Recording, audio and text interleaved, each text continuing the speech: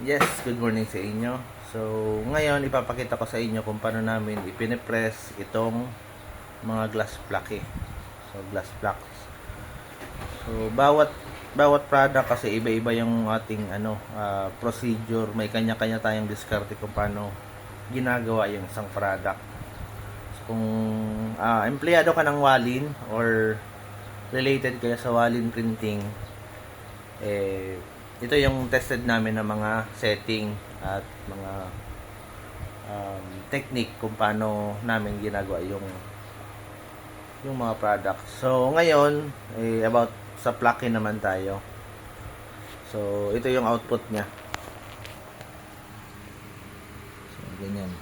So, ngayon, wala pang stand yan. Mamaya, magkakaroon ng stand yan. So, ang ginagawa ko, depende kasi. So, ang ginagawa ko,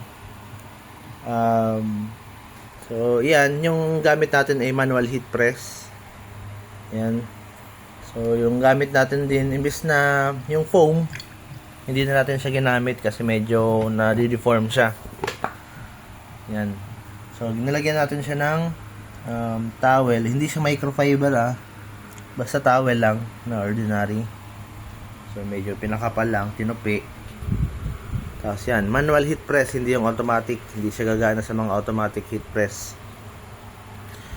So, ang ginawa namin, nilapatan namin ito. Inilagay namin yung dito namin pala ina-align yung mga design. So, meron tayong box na may ilaw, merong glass, at andito yung sublimation paper na printed at hindi naka-mirror. So, dyan namin ina-align yung plaque kung tama ba yung design. Ayan. Pagkatapos nyan, ililipat namin siya dito. So, ipipress namin. Hindi namin fully sasara nakalapat lang talaga yan. So, ang timer ko nyan nasa 5 minutes plus 5 minutes plus kung nakikita nyo medyo may blurred pa, pwede nating dagdagan. Siguro mga additional 150 or 200. So, ayan. Mamaya ipapakita ko sa inyo yung output. So, ngayon nasa 2 minutes pa. So, mamaya, pakita ko. So, ayan. Matatapos na. 2, 1. So, ayan. Okay. Balik. Open natin.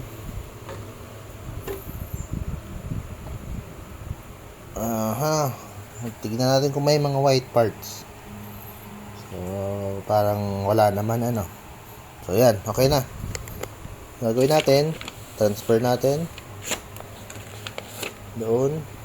Tapos, mas maganda kung pagkatapos ni isara nyo muna para wag lumamig yung itong towel. So, i-close nyo muna para uminit ulit yung flatten. Tapos, medyo palalamigin natin siya. Huwag sa malamig na huwag nyo ilalapat sa sahig. Pag nilapat nyo yun, may tendency na mag-crack kasi malamig yung sahig. So, maganda, ilagay nyo sa karton. So, yan. Papakita ko sa inyo kung paano inilalapat yung design. So, since naka-close pa naman, sige, open na natin.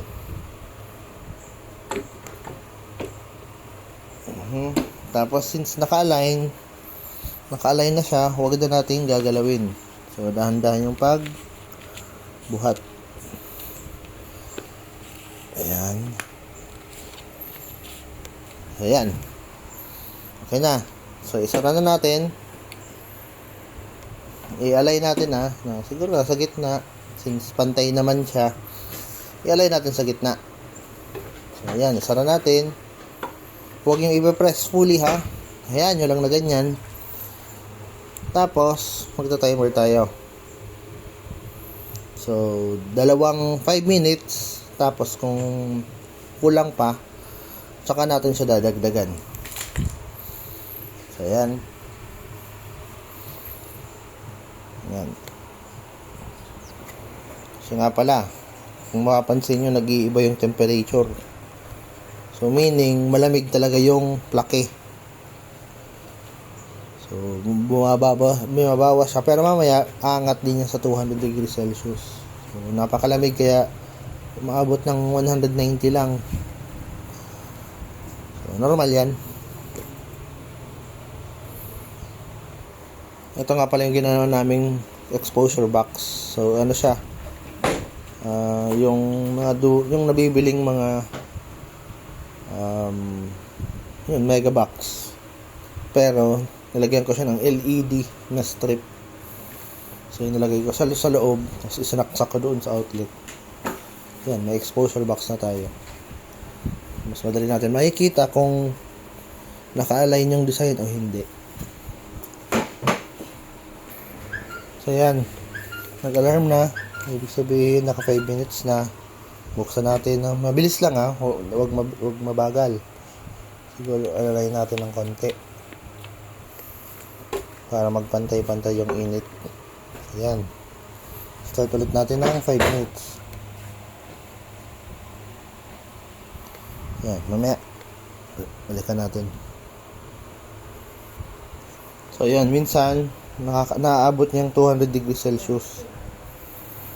So maganda yan. So remaining natin ay 30 seconds. So ayan, almost 1. Ayan, 5 minutes na. Check ulit natin kung maayos na yung ating laki. May konti pang blurred. So ulitin natin, mga additional 300, mga 2.5 minutes. So i-explain ko lang ulit. So kanina nag 5 minutes tayo, plus additional 5 minutes, plus additional 2.5 minutes. So yun, makikita natin mamaya kung anong resulta. So nasa 2 minutes na. Let's see kung anong resulta. Medyo may konti pa. Sige. So ituloy na natin. So gawin natin 5 minutes plus 5 minutes plus additional 5 minutes. So 15 minutes total. So yan, almost 9. Let's see. So yan, okay na. Perfect na. Perfect. Okay. So gamit kayo ng gloves para hindi kayo mapasok. So ganito yung gloves natin. So next, so yan, medyo initin pala natin yung ating flatten. Ito yung yung yung mga pinaka-tela niya. Iinitin natin siya ulit. So ayan, ready natin itong isang design. So hindi nyo masyadong aninag kasi. So ayan, ready? So yung paghawak, dahan-dahan lang kung saan kayo komportable. Ayan. Tapos sara. Huwag yung isasara fully kasi magka-crack yun. So ilapat lang talaga. Magta-transfer na lang yung init noon. So kapag nag-transfer yung init, magta-transfer din yung ink. Ayan o. So yun lang. So nakailan na tayo. Marami-rami na. So marami pa. Pero kaya yan. Okay? Bye.